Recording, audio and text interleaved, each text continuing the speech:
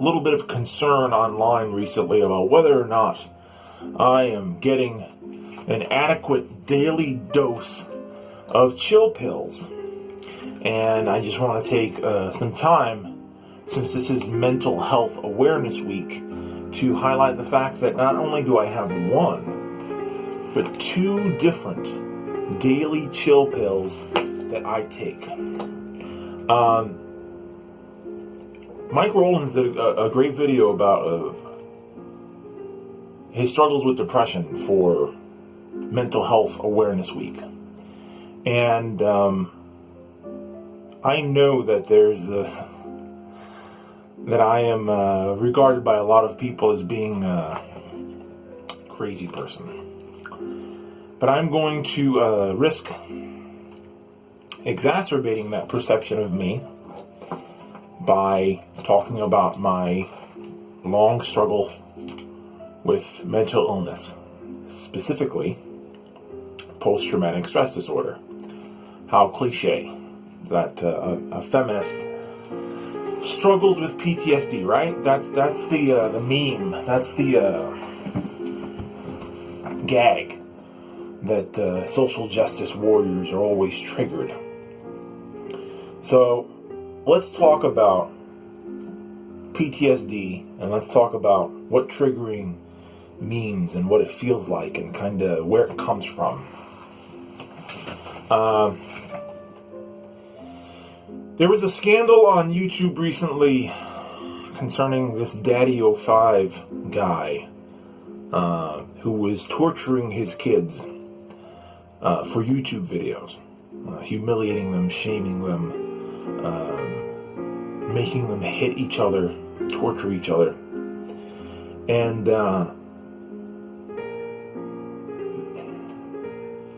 my dad was that guy. My dad was sadistic. He liked to punish his family for everything that he was unhappy with in his life. He would come home and break someone in the household, beat us, say degrading things to us, control when we ate, to the point that we would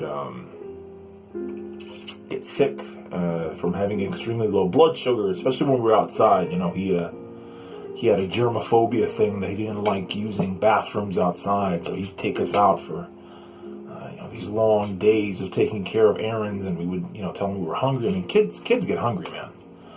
And he would withhold. My father really took pleasure in demonstrating the extent to which he had control over his children by how much he could withhold from us things that we wanted or needed. He would show off that he could walk us into a Toys R Us and pick up a video game for himself, and then let us look at everything in the store and walk us out. And it's not uncommon. It's sort of an everyday sadism. Just kind of let your kids look around and, look how disciplined these kids are. They know better than to ask for something. I can walk them into a toy store and walk them out. And these things all, these are the minor things.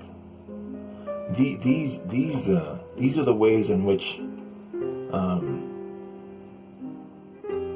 they condition you.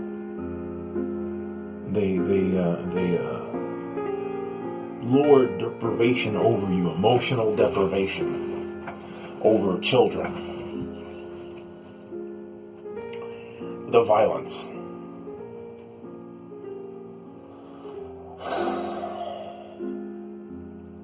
The domestic violence in the house was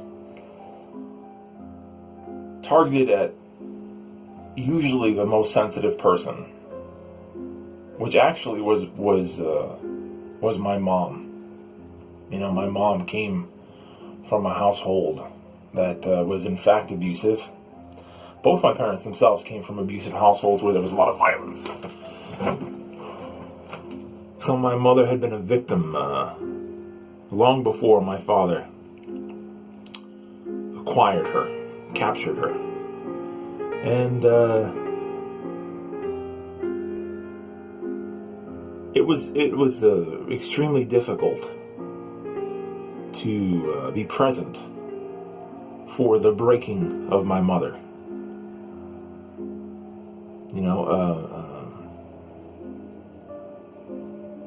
There were things that happened that kids shouldn't see. Suicide attempts and nervous breakdowns. And through the whole thing, my dad would have this snarling smile that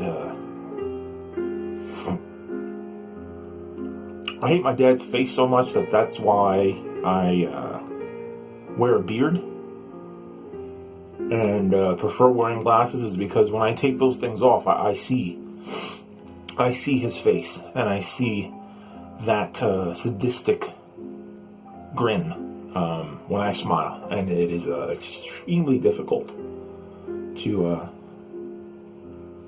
look in the mirror sometimes. And a lot of the times I wear a hat, 'cause it's another thing that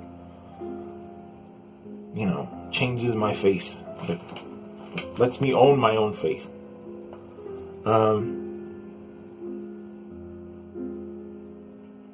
So years later, after many years of,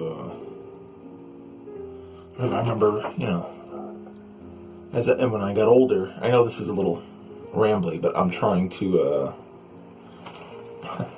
bring stuff together that's very messy in my mind. I remember when we were kids, my father would punish us by putting us in stress positions. He would make us kneel down and put our hands above our head like this for a long time until we couldn't stay up straight. And I remember years later reading when Guantanamo happened, the fucking the UN banned the use of stress positions on prisoners. When these things are happening, you just kind of process them as, oh, I've been bad and my parents are punishing me. Your context for this kind of stuff. You kind of really don't, when you are in this sort of this hyper abuse state. When the daddy of 5 kids were talking about, he doesn't abuse us. They won't recognize it now because it seems normal. When they get out in the world, they'll start to realize that that being tortured every day for the amusement of an adult is not normal or acceptable behavior. I see myself reflected in that kid, Cody. I was very close to my mom and very sensitive. And that seemed to make me a target in the house for my dad's wrath. I think that the fact that my dad couldn't himself be vulnerable because of his own problems and because of his own abused childhood, that he could not bear to see me with his fucking face being vulnerable and being able to have any sort of healthy intimacy with my mom. Sorry. Because I know my dad also had issues. His mom was very withholding, and these are the cycles of abuse. These are the cycles of abuse that happen in families.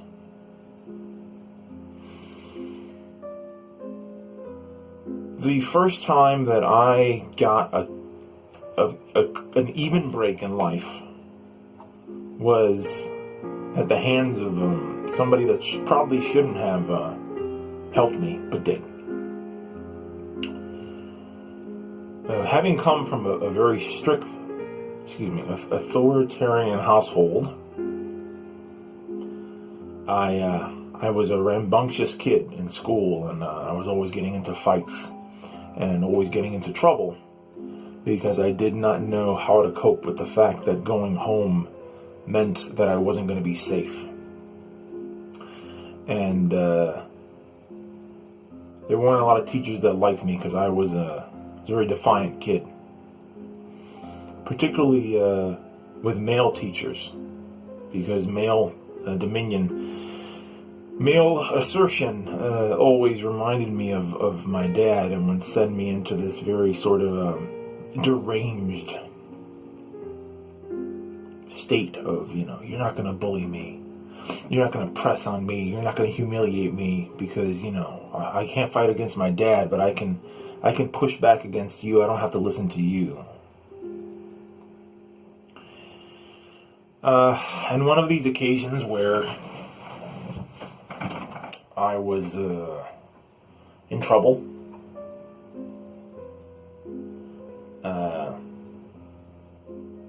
the vice principal was a very rough and tough vice principal. Mr. Dondero, if you're out there, I hope everything is good. I hope you're doing okay. He pulled me aside, and I think I was in a scuff with another kid, and he put his hand on me,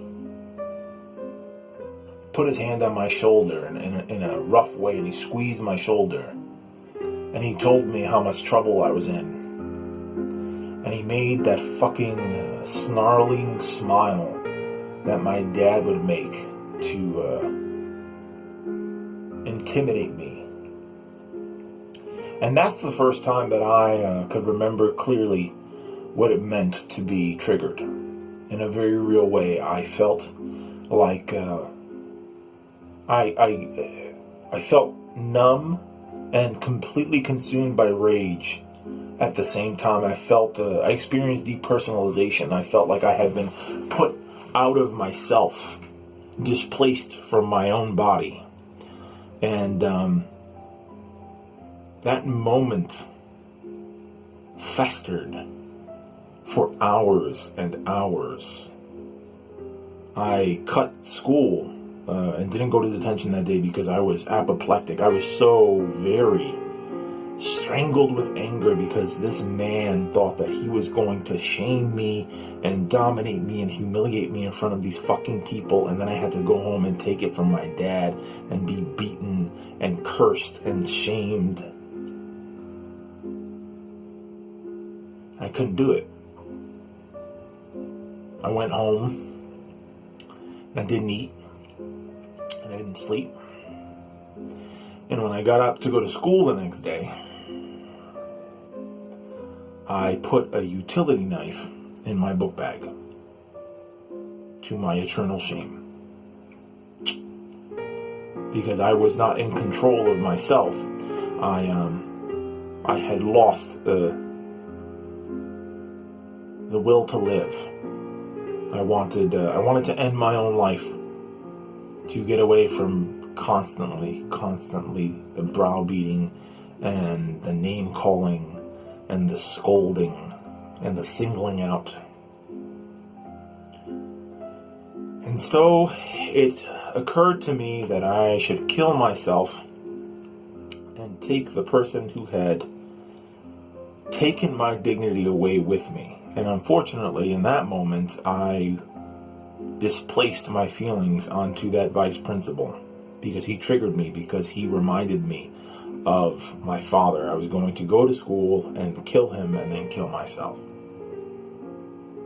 And I got to school and the hours passed, and I knew I would be able to get him when I got to the cafeteria. And I felt increasingly nervous and confused. And a little bit before lunch, my face became very flush.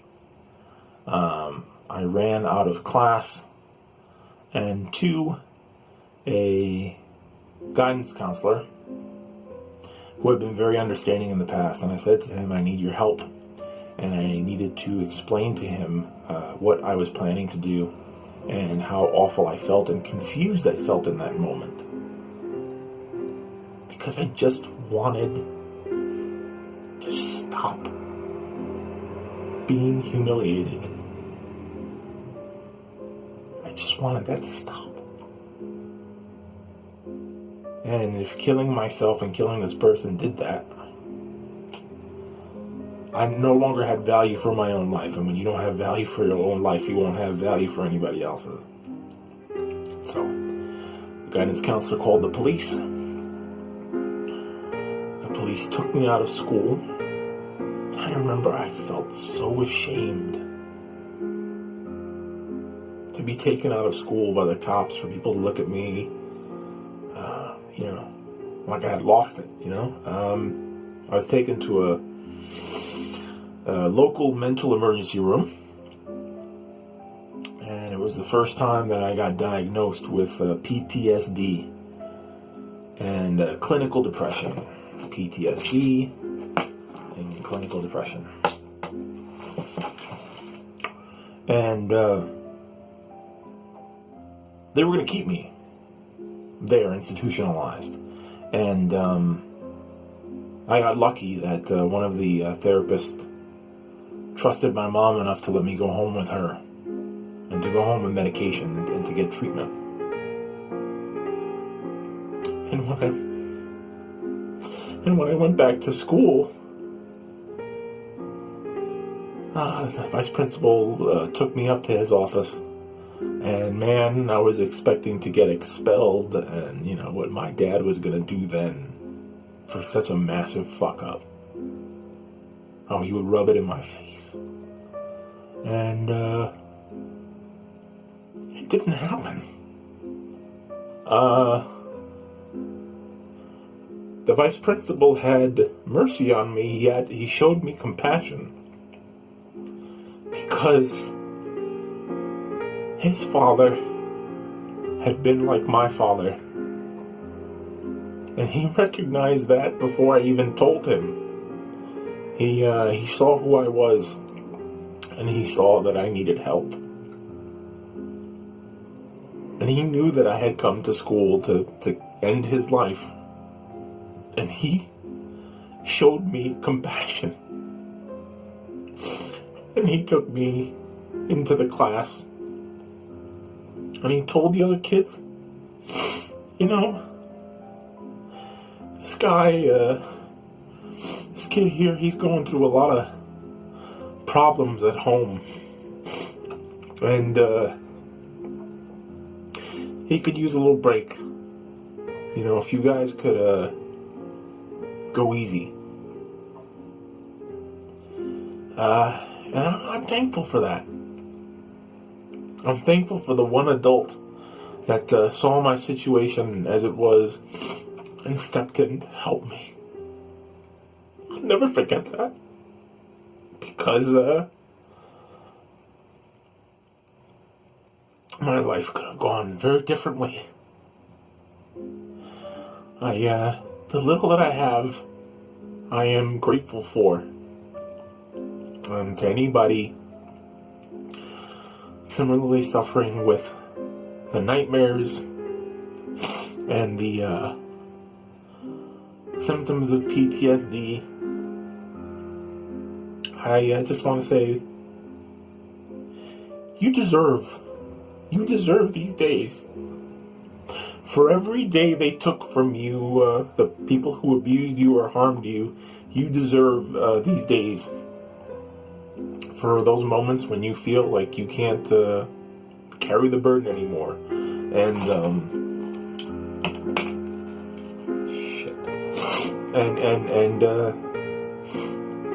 you kind of don't want to go forward. Just remember, you owe yourself these days.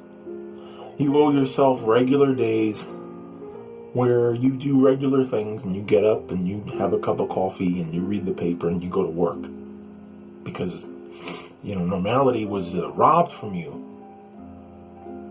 by your abuser. You survived. And now you have a responsibility to yourself to live.